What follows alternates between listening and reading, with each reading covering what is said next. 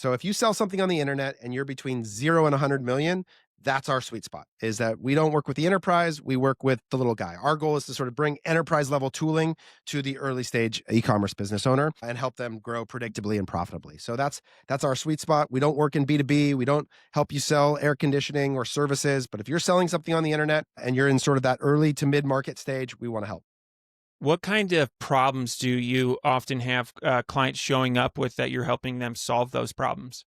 So our sweet spot is helping brands connect marketing and finances. We've talked about, you probably get that sense through this episode, is that we're unique in that we do FP&A for all of our customers. So if you want to build a great financial forecast that connects to your marketing calendar, that allows you to see every day what the expectation of your marketing team is and how it ladders up to the overall financial goal of your business, that's the system that we've designed. We've designed something called the Profit System, which is a way of working for brands that brings those things together so that operators can be really confident that the work that their team is doing is driving towards the financial outcome that they care about. I love it. I love it.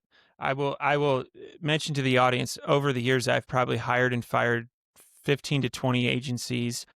Oftentimes the common reason is profitability.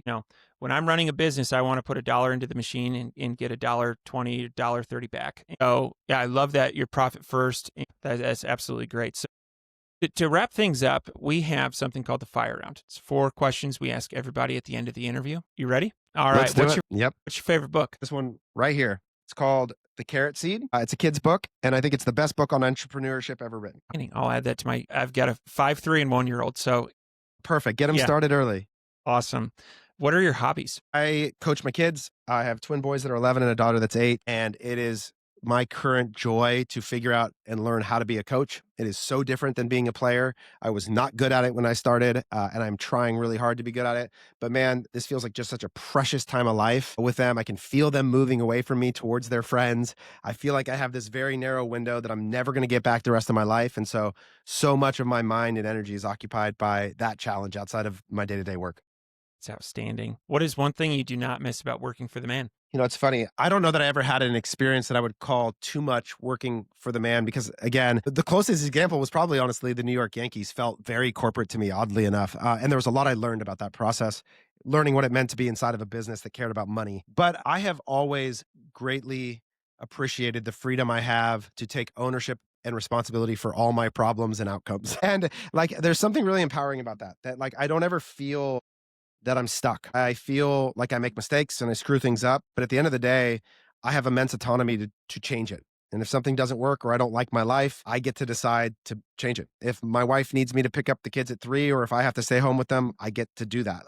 And so that level of control is really empowering. And I think that it gives me a good sense of responsibility for the life I want. Love it. And final question, what do you think sets apart successful e-commerce entrepreneurs from those who give up, fail, or never get started? Yeah, man, such a great question. I think a lot of people don't start with a financial background and they hide from money. They don't want to stare it in the face and they don't want to deal with it.